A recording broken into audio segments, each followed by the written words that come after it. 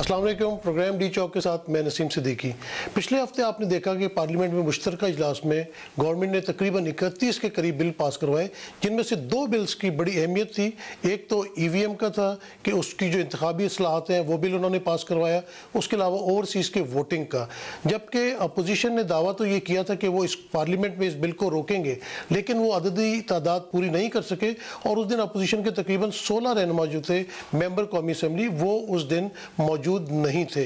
उसके अलावा आपने देखा कि जब पार्लियामेंट से बिल पास हुआ तो उसके बाद अपोजिशन ने कहा कि हम सुप्रीम कोर्ट में इसके खिलाफ जाएंगे, जबकि फवाद चौधरी जो कि इंफॉर्मेशन मिनिस्टर है वो अभी भी दावत दे रहे हैं अपोजिशन को कि आएँ, बैठें और इंतखाबी इस्लाहात के ऊपर हमारे साथ बातचीत करें। आज हमने दावत दी है एहसन इकबाल साहब को, जो कि सेक्रेटरी जनरल भी हैं मुस्लिम लीग नून के और कौमी असम्बली के मेंबर भी हैं। Sir, thank you very much for your time. जी, बहुत शुक्रिया। सर, ये बताइएगा, जब बिल की बात होती है तो हमेशा कहा जाता है कि पार्लियामेंट सुप्रीम है, तो जब पार्लियामेंट ने ये बिल पास किए हैं तो फिर आप लोग इसके खिलाफ क्यों हैं या सुप्रीम कोर्ट में क्यों जाना चाहते हैं? बहुत शुक्रिया सिद्दीकी साहब, आपने एक अहम सवाल किया है। देखिए, पार्लियामेंट यकीनन सुप्रीम है, लेकिन पार्लियामेंट के कुछ कवायद व ज़वाबित हैं, पार्लियामेंट की कुछ रवायात हैं और कानून साजी का तरीक़ाकार है। सबसे पहले तो मैं इंतखाबी इस्लाहात पर बात करना चाहूँगा।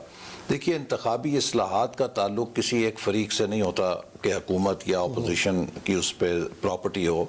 सबसे बुनियादी स्टेक होल्डर इंतखाबी इस्लाहात का इलेक्शन कमीशन ऑफ पाकिस्तान है, जिसको आइन ने यह जिम्मेदारी दी है कि वो आज़ाद, मुनसिफाना और शफाफ इलेक्शन की निगरानी करेगा।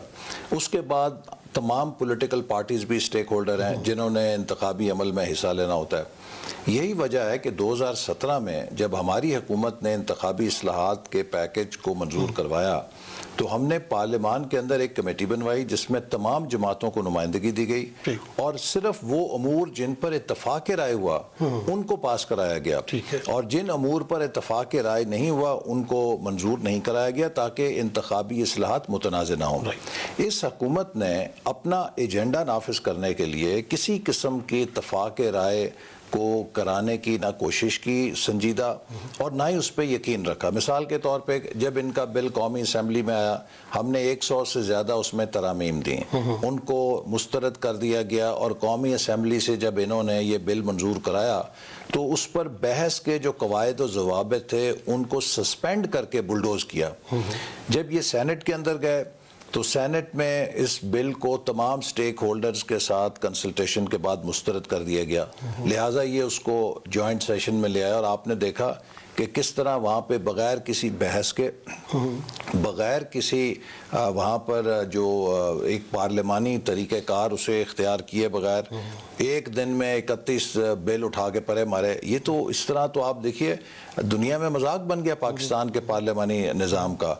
और आप इसी वजह से ये देखते हैं कि अगले दिन पाकिस्तान के जितने अखबारात थे सब ने इसको पार्लिमानी तारीख़ का स्याह दिन करार दिया और कहा गया कि जो कानून साजी है वो बुलडोज़ करके की गई, ये नॉर्मल नहीं तरीके से की गई। तो इसलिए अगर आपके पास अक्सरियत टेलीफोनों के ज़रिए आ गई है तो इसका ये मतलब नहीं है कि आप कानून साजी बुलडोज़ करें। और उस पर भी जैसे मैंने कहा कि इंतखाबी इस्लाहात को अगर आप एक तरफा करेंगे तो आपने अभी होने वाले इंतखाबात को आज ही के दिन से मुतनाज़े कर दिया है, उस पर फिर सबका एतमाद नहीं रहेगा। तो ये एक इस हवाले से बड़ी मुतनाज़े थी। अच्छा, दूसरी जो अहम बात है, जहाँ एक तरफ उन्होंने इलेक्टोरल प्रोसेस को अपने मर्जी से ढालने की कोशिश की, जो सबसे मेरे नज़दीक उससे भी अहम बात है वो ये है कि भारत के जासूस को NRO दिया गया है और हमें ये बताया गया, कौम को ये बताया जा रहा है कि इंटरनेशनल कोर्ट ऑफ जस्टिस ने हमें हिदायत दी थी कानून बनाए। इंटरनेशनल कोर्ट ऑफ जस्टिस ने कोई ऐसी हिदायत नहीं दी। उन्होंने कहा है कि आप अपने तरीक़ेकार के मुताबिक, आप अपने तरीके के मुताबिक उनके लिए अपील का रास्ता निकालें। और हमने इंटरनेशनल कोर्ट ऑफ जस्टिस में पाकिस्तान के वकील ने ये मौक़िफ़ इख्तियार किया था कि हमारा कानून इस बात की इजाज़त देता है कि मिलिट्री कोर्ट के फ़ैसलों के ख़िलाफ़ अपील हो सकती है।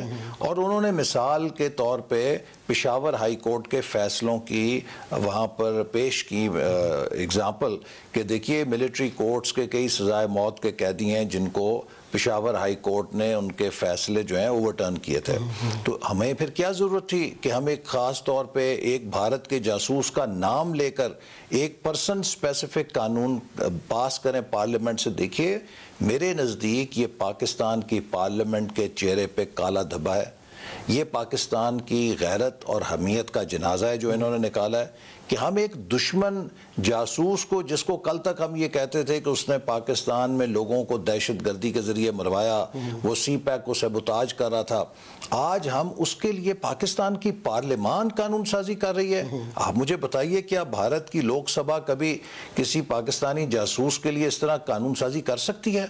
आप जिस तरह हम फैटफ में इस वक्त फंसे हुए हैं और हमारे ऊपर काफ़ी प्रेशर भी है बैरूनी ममालिक का, तो आप ये नहीं समझते कि हुकूमत का ये इकदाम अच्छा है कि आपने कम से कम एक अपील का राइट दे दिया, जो कि ह्यूमन राइट्स में भी है कि आप अपील का राइट देने के लिए, आपको अपील का राइट देने के लिए किसी नए कानून की जरूरत नहीं थी। ये तो मैं आपसे अर्ज कर रहा हूँ कि ये पाकिस्तान का जो वकील था इंटरनेशनल कोर्ट में, वो यही तो वहां पे इस्तदलाल पेश कर रहा था कि हमारे यहाँ पेशावर हाई कोर्ट ने कई मिलिट्री कोर्ट की सजाओं को ओवरटर्न किया। तो किस कानून के तहत किया? कोई हमने उसके लिए ऑर्डिनेंस तो नहीं जारी किया था ना, मौजूदा कानून के तहत ही उन्होंने अपने इख्तियारात को इस्तेमाल किया। कानून साजी के जरिए जो है वो अपील का राइट देना जो है वो मुनासिब इकदाम नहीं था। ये एक पर्सन स्पेसिफिक है और ये भारत को खुश करने के लिए किया गया है कि उसको एक एक्स्ट्रा रिलीफ दिया गया है।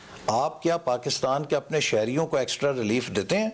अपने लोगों को तो आप बेगुनाह जेलों में डाल देते हैं, और आपने अपने एक एमएनए को तो कानून साजी पे वोटिंग के लिए उस दिन असेंबली आने की इजाज़त नहीं दी, और भारत के जासूस के लिए आप एक स्पेशल कानून बना रहे हैं। मैं समझता हूं कि बहसियत पाकिस्तानी मैं इसे अपने लिए एक इंतहाई जिल्लत का मुकाम समझता हूं कि एक दुश्मन जासूस के लिए हमारी पार्लियामेंट को इस्तेमाल किया जाए कानून साजी के लिए, और उसकी फिर तौजीहात पेश की जाए कि जी इंटरनेशनल कोर्ट ऑफ जस्टिस ने हमें हुक्म दिया है, जो इन्होंने वहाँ पे मुसवदा पेश किया उस कानून का, उसके अंदर लिखा हुआ है, रिप्रोड्यूस किया है कि Pakistan shall do by its own choosing, Pakistan अपनी मर्जी के मुताबिक उनको अपील का हक देगा। और हमारी मर्जी का तो वही है जो हमने इंटरनेशनल कोर्ट को बताया है कि हमारी अदालतें अपील सुन सकती हैं। तो आपने क्यों की ये जिल्लत? क्यों ये पाकिस्तान के चेहरे पे एक इतनी आपने बड़ी जिल्लत की जो है वो धब्बा लगाया? वो लोग के जो खुद को बड़ा चैंपियन कहते हैं कौमी गैरत का। जी अच्छा, ऐसे इकबाल साहब, पिछले दिनों ये देखा गया कि अपोजिशन के 2 बिल जो है वो पास हो गए थे, तो लग रहा था कि हुकूमत वहाँ पे कमज़ोर है, और उसके बाद उन्होंने मुश्तरका इजलास भी जो है उसको कॉल ऑफ कर दिया।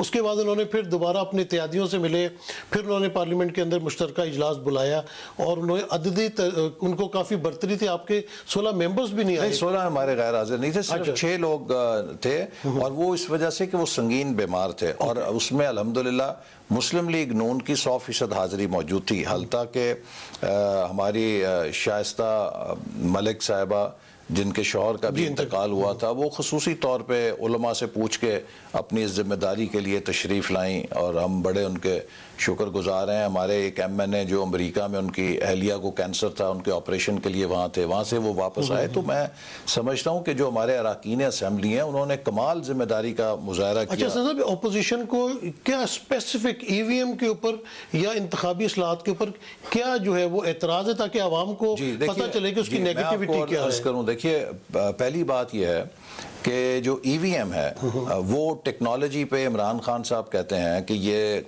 ऑपोजिशन जाहिल है, टेक्नोलॉजी अपनाना नहीं चाहती। आप मुझे बताइए, क्या जर्मनी जाहिल मुल्क है? वो टेक्नोलॉजी का बादशाह है। जर्मनी की सुप्रीम कोर्ट ने ईवीएम को गैर आईनी करार दिया और कहा इसमें वोट महफूज नहीं है। आयरलैंड, न्यूजीलैंड, इसी तरह लातादाद ममालिक, अमेरिका जैसी सुपर पावर, वहाँ पे ईवीएम अभी तक राइज नहीं हो सका। क्यों?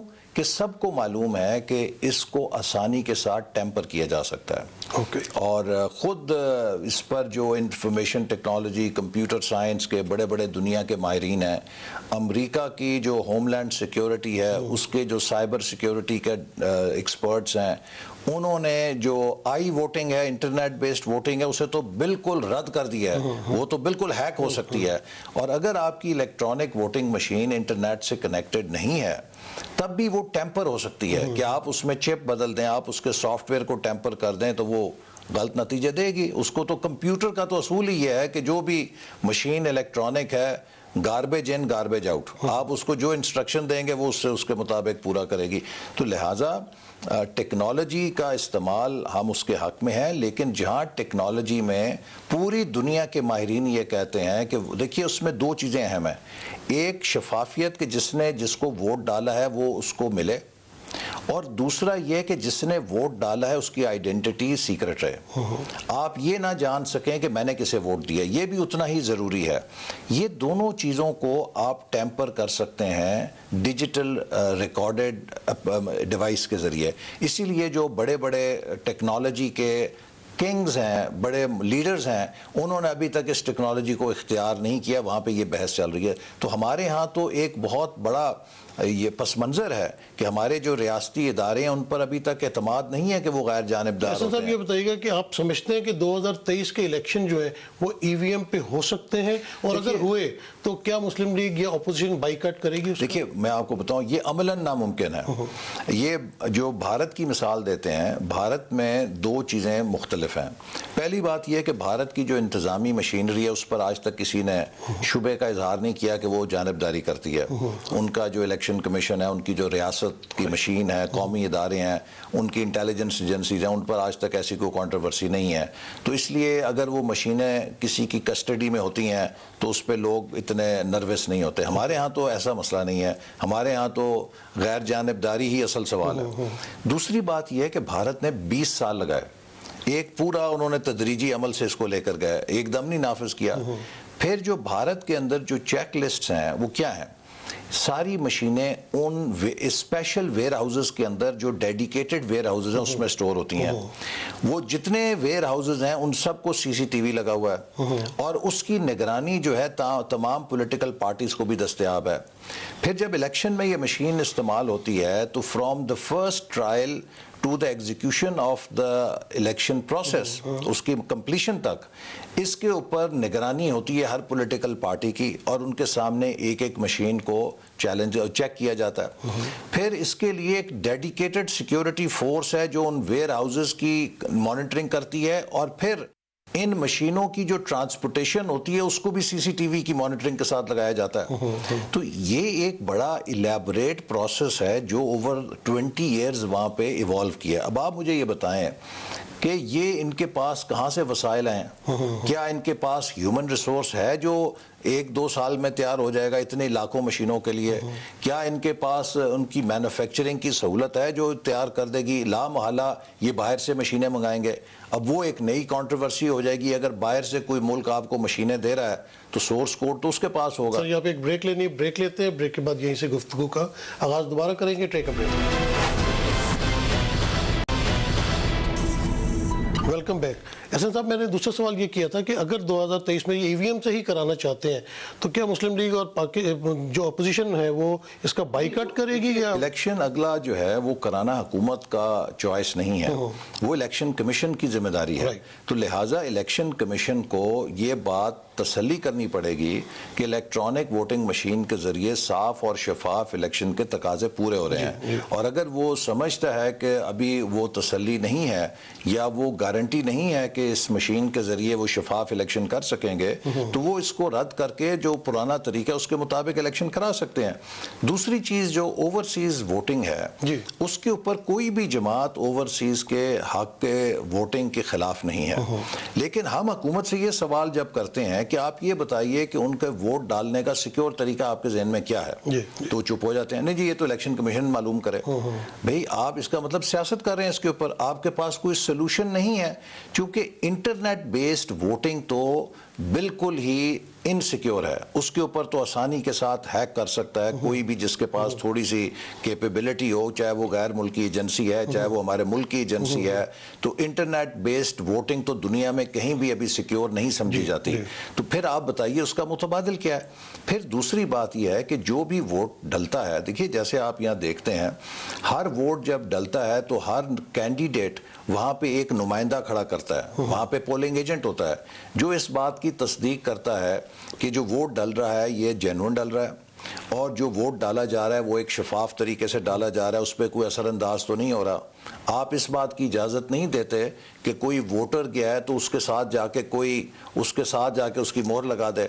ये सारी चीज़ें आपको इलेक्शन की शफाफियत में पेश नज़र रखनी पड़ती हैं।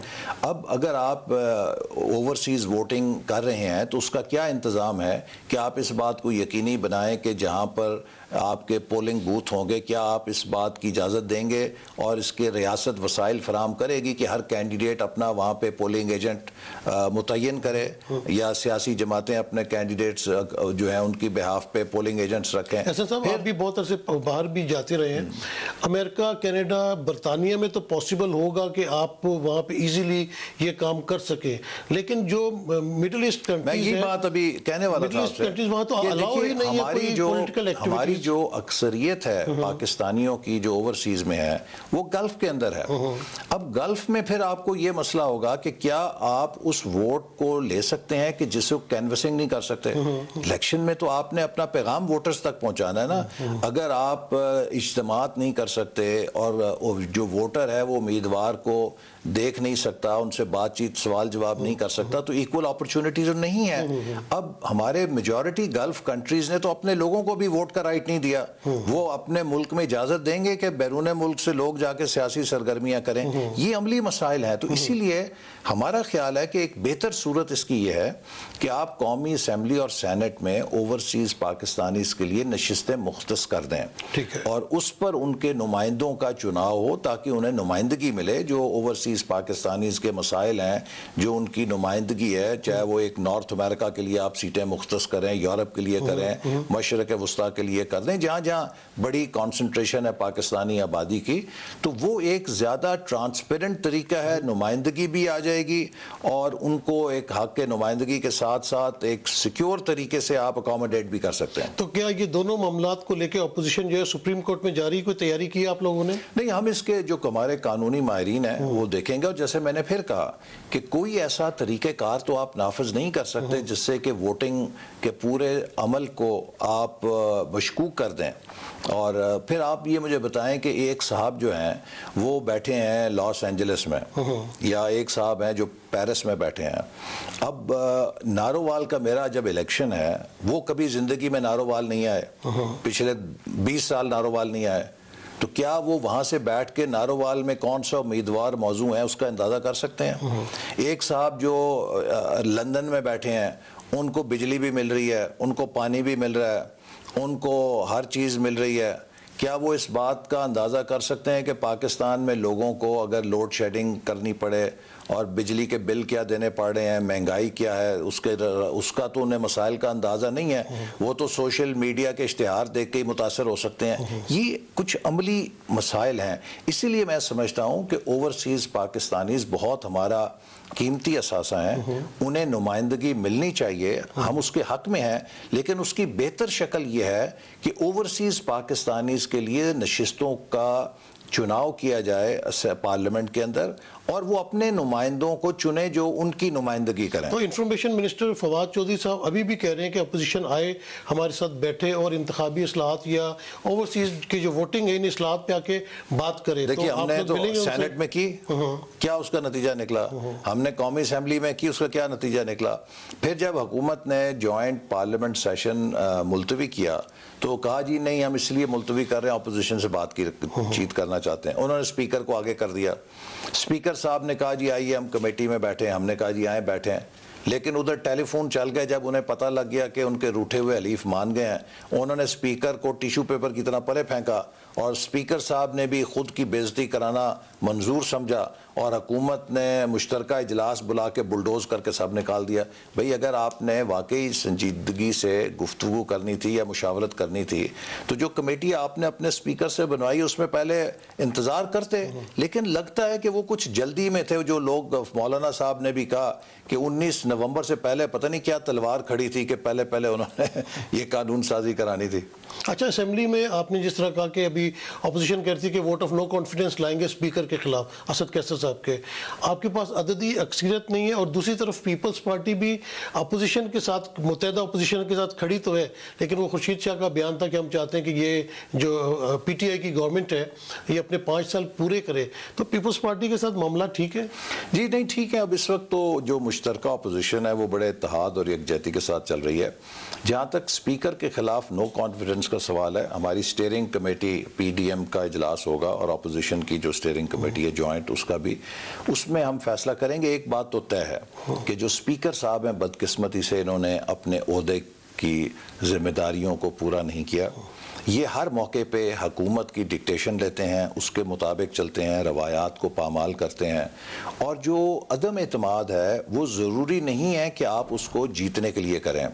ये किसी भी सिटिंग स्पीकर या डिप्टी स्पीकर के खिलाफ प्रोटेस्ट वोट के तौर पे भी लाया जा सकता है, क्योंकि जब आप अदम एतमाद लाते हैं तो फिर हर मेंबर को ये हक है कि वो अपनी चार्जशीट पढ़े, और फिर किसी भी सिटिंग स्पीकर के खिलाफ जब एक तकरीबन निसफ ऐवान जो है वो चार्जशीट पढ़ता है तो ये तारीख़ में रिकॉर्ड होता है कि उस के ख़िलाफ़ एक अदम एतमाद आई थी और उसके कॉन्डक्ट के हवाले से अरकान ने इन ख्यालात का इजहार किया था। तो अगर ये फ़ैसला अपोजिशन करती है तो ज़रूरी नहीं है कि वो इसलिए करे कि वो उन्हें उनके ख़िलाफ़ जीती जाएगी। ये एक ऐसे स्पीकर को जो जानिबदारी की तमाम हदूद फलांग चुका है उसको एक चार्जशीट करने के लिए भी पार्लिमानी रवायात में तरीका है जिसको हम एक्सरसाइज कर सकते हैं। तो पीडीएम जो है वो आने वाले दिनों में कोई प्रेशर बिल्टअप कर रही है, कोई आप धरना देने की बात कर रहे हैं और पीपल्स पार्टी उसमें आपके साथ होगी? देखिए, इस वक्त जो हमारी एहतजाज की तहरीक है वो चल रही है और पार्लियामान के अंदर भी है, बाहर भी है, और अवामी मुजाहरे बहुत, उसमें आपने अभी देखा जो कोयटा में महंगाई के ख़िलाफ़ मार्च हुआ, शायद कोयटा की तारीख़ में इतना बड़ा मुजाहरा इससे पहले नहीं हुआ। और अब लोग, हर आदमी इतना सताया हुआ है कि अब हम इस इंटरव्यू के बाद यहाँ से निकलेंगे, रास्ते में जो भी कोई मुलाजिम मिलेगा, जो भी कोई ड्राइवर मिलेगा, वो उसका एक ही सवाल होगा कि इन लोगों को, इन जालिमों को आप घर कब भेज रहे हैं। देखिए, इस महंगाई में जिस शख्स की 20, 25, 30, 35 हज़ार, 50 हज़ार तक भी आमदनी है वो 6, 7, 8 अफराद के कुनबे का ख़र्चा बर्दाश्त नहीं कर सकता। जो मज़दूर 500, 700 रुपए की दिहाड़ी लगाता है वो अपने क्वार्टर का ख़र्चा, बिजली का बिल, वो अपने रोटी पानी, चीनी और बच्चों की फ़ीस, माँ बाप का इलाज पूरा नहीं कर सकता। ये पिछले 2 सालों में कम से कम 100 से 300 गुना मुख्तलिफ चीज़ों की कीमतों में इजाफा हो गया है। हमें ये चोर कहते थे, हमारे दौर में तो चीनी जो है वो 54 रुपए किलो 5 साल दस्तयाब रही। ये हाजी ईमानदार आए हैं तो 3 सालों में 160 रुपए किलो चीनी पहुंच गई। हमारे दौर में किसान को 5 साल 2400 रुपए डीएपी खाद की बोरी मिलती थी। ये हाजी और ईमानदार आए हैं तो वही बोरी 8200 से ऊपर तजावज़ कर गई है। तो इसलिए आज एक आम आदमी की जो मुश्किल है वो इनको अंदाज़ा नहीं है। ये किसी और दुनिया में बैठे हैं जो कहते हैं पाकिस्तान सस्ता तरीन मुल्क है। आप लोगों में जाके किसी बाजार में जाके साहब, महंगाई तो बड़ा इंपॉर्टेंट इशू है। एक छोटी सी ब्रेक ले लेते हैं, ब्रेक के बाद गुफ्तगू का अंदाज यहीं से करेंगे। Take a break. Welcome back. Sir, महंगाई तो वाकई इस वक्त हर बंदा तंग है। मैंने एक प्रोग्राम भी किया था रोड शो, उसमें जिधर भी जाओ लोग परेशान थे। इसका वे आउट किया गवर्नमेंट तो कहती है कि कोविड आ गया था, कोविड की वजह से पूरी दुनिया में इस वक्त महंगाई आ रही है, उसकी वजह से पाकिस्तान पे भी असर पड़ रहा है। देखिए, अगर कोविड की वजह से दुनिया में कोई महंगाई है तो वो महंगाई जो इस वक्त हम सामना कर रहे हैं उसका 10-15% उसका ज़्यादा से ज़्यादा हिस्सा है। ये जो 85% हमारी महंगाई है इसका सारे का सारा इन्हिसार उस डिवैल्यूएशन के ऊपर है जो इस हुकूमत ने सोचे समझे बगैर रुपए को डॉलर के मुकाबले में लुढ़का दिया है। और ये जो मैसिव डिवैल्यूएशन हुई है, देखिए रुपया 115 रुपए पे था जब हमने हुकूमत छोड़ी, आज वो रुपया 175 रुपए पे आया हुआ है। तो ये जो एक तकरीबन 60 रुपए की डिवैल्यूएशन 2.5-3 साल में हो गई है, इसने हर उस चीज़ की जो हम दरामद करते हैं, चूँकि पाकिस्तान की ज़्यादातर जो बुनियादी आइटम्स हैं वो हम डॉलर्स में इंपोर्ट करते हैं, चाहे वो तेल है, चाहे वो खुर्दनी तेल है, चाहे वो चाय है, चाहे वो हमारी इंडस्ट्री की जो रॉ मटेरियल है, ये सब चीज़ें जो भी आप डॉलर में ख़रीदते हैं उसकी लागत बढ़ गई। तो सर ये अच्छी बात नहीं है। बकौल गवर्नर स्टेट बैंक वो तो कहते हैं कि जब ओवरसीज पाकिस्तान पैसे भेजेंगे तो उनके घर वालों को ज़्यादा पैसे मिलेंगे। अब मुझे ये बताइए कि ओवरसीज पाकिस्तानीज जो हैं वो कितने हैं और कितने घरानों को वो पैसे भेजते हैं, और जिनको वो पैसे भेजते हैं अगर उनको कोई मामूली फ़ायदा डिवैल्यूएशन से हुआ है तो उसी पैसे को जब वो बाजार में लेके जाते हैं उस महंगाई के अंदर, तो वो महंगाई उस फायदे को खा जाती है। लेकिन जो बाकी 22 करोड़ अवाम है जिनको बाहर से कोई पैसा भेजने वाला नहीं, वो किसके रहमो करम पे हैं। ये तो मैं हैरान हूँ कि इस हुकूमत के पढ़े लिखे भी जैलों वाली बातें करते हैं। और गवर्नर स्टेट बैंक से तो मैं तवक्को नहीं रखता था कि वो इस किस्म की बात करेंगे। इसी तरह उनके एक डिप्टी गवर्नर साहब ने फरमाया कि डिवैल्यूएशन से महंगाई नहीं आती। अब मैं नहीं समझता कि ये इकनॉमिक्स उन्होंने कहाँ पढ़ी है। जो इमरान साहब के दौर की इकनॉमिक्स है, इसमें तो पढ़े लिखे भी जाहिलों वाली गुफ्तगू कर रहे हैं। तो असल वजह, बुनियाद जो है, जड़ है इस तबाही की, वो डिवैल्यूएशन है जो बगैर सोचे समझे इस हुकूमत ने की है। ना उससे कोई एक्सपोर्ट में फ़ायदा हुआ है, अलबत्ता हमारे महंगाई का तूफान आ गया है और पाकिस्तान पे कर्ज़ों का बोझ जो है वो कई गुना बढ़ गया। अच्छा एहसन साहब, ये बताइएगा कि आपने भी नैब कोर्ट फेस करते रहे, कुछ चीज़ों में आपको रिलीफ भी मिला। पाकिस्तानी कोर्ट्स के अगर ऊपर मुस्लिम लीग नून को एतबार है, तो ये जो राना शमीम साहब वाला मामला हुआ है, इसमें इनको क्या ज़रूरत थी कि ये लंदन गए, वहाँ जाके इन्होंने नोटराइज करवाया अपना एफिडेविट, उसके बाद 3 साल बाद उनको ये सारी चीज़ें याद आई, तो इसकी वजह से क्या मुस्लिम लीग नून के ऊपर इसका इफेक्ट नहीं आता? देखिए, जहाँ तक राना शमीम साहब का ताल्लुक है, वो चीफ जस्टिस रहे हैं गिलगित बल्तिस्तान कोर्ट के, वो एक जुडिशल ऑफिसर रहे हैं। उन्होंने एक बयान दिया और हमें उससे गर्ज नहीं है, ये तो वही बता सकते हैं कि उन्होंने लंदन में क्यों दिया, यहाँ पे क्यों नहीं दिया। लेकिन एक बात मुसलमा है कि लंदन में अगर कोई आप नोटराइज करें अपना बयान, तो उसकी सदाकत मिलकर बरतानिया में दौरे कर रहे थे और वो फंड रेजिंग कैंपेन में उनसे पैसे ले रहे थे। और हमारे दौर में ये भी देखने में आया कि उस दौरान बाज़ वज़रा जो हैं वो साकिब निसार साहब के घर पे भी जाके उनसे मुलाकातें करते रहे। तो फिर ये तो फिर खुद ही हुकूमत दाल में कुछ काला होने का शहादत दे रही है। तो नैब के जो कानून कुछ चेंज किए गए और कुछ ऑर्डिनेंस प्रेसिडेंट की तरफ से भी दिए गए, तो क्या आप लोग उसको चैलेंज करेंगे कोर्ट? जी बिल्कुल, वो बिल्कुल गैर आईनी है और वो हमारे अदालती निज़ाम पर भी हमला है और हमें उम्मीद है कि अदालत उसका नोटिस भी लेगी। देखिए, ये सारे सियासत इमरान खान साहब की ये थी, मैं एनआरओ नहीं दूंगा, ये मुझसे एनआरओ मांगते, मैं एनआरओ नहीं दूंगा। तो पाकिस्तान की तारीख का सबसे बड़ा एनआरओ उन्होंने खुद को और अपनी हुकूमत को दे दिया है। ये जो नैब ऑर्डिनेंस है, ये क्या है? ये कहता है कि आप हुकूमत के किसी फैसले को चैलेंज नहीं कर सकेंगे। अब इनकी हुकूमत ने चीनी स्कैंडल जो किया, आटा स्कैंडल जो किया, एलएनजी स्कैंडल जो किया, तेल का स्कैंडल जो किया, अद्वियात का स्कैंडल जो किया, बीआरटी का स्कैंडल, जितने इनके स्कैंडल हैं उन सबको इन्होंने छूट दे दी कि कोई उनसे पूछ नहीं सकेगा ये फैसले कैसे किए आपने, क्यों कर किए, पाकिस्तान के इतने हज़ार अरब रुपए का नुकसान कैसे कर दिया आपने। तो ये अब बताएं कि क्या ये दुरुस्त है? ये जो एहतसाब के चैम्पियन बनते थे, अब खुद अपने लिए एनआरओ ले रहे हैं और ख़ुद को एहतसाब से बचा रहे हैं, जो इस बात का सबूत है कि पाकिस्तान की तारीख में सबसे ज़्यादा करप्शन इस हुकूमत ने की है। हमने तो कभी किसी एहतसाब के कानून को तब्दील करके उसके पीछे छुपने की कोशिश नहीं की। हालांकि हमारे खिलाफ इन्होंने इतनी कैंपेन चलाई, हमारे पास 2/3 अक्सरियत थी, हम एहतसाब के कानून को जो मर्जी चाहते तब्दील करके उसमें ऐसा कर देते कि उसमें कोई पकड़ ही ना रहती। हमने तो उसको हाथ नहीं लगाया। आप समझते हैं हुकूमत ने टीएलपी को भी जो है वो एनआरओ ही दिया, बल्कि उन्होंने साद रिजवी भी रिहा हो गए हैं, 4 शेड्यूल से भी निकाल दिया और उनके ऊपर जो कलदम का बैन लगा हुआ था उसको भी हटा दिया। देखिए ना सिर्फ उनको इन्होंने एनआरओ दिया है, बल्कि अब तो भारतीय जासूस को भी एनआरओ दे दिया, खुद को भी एनआरओ दे दिया। ये तो लगता है कि पाकिस्तान बराए फ़रोख्त का लेबल है जो इन्होंने मुल्क पे चस्पा कर दिया है।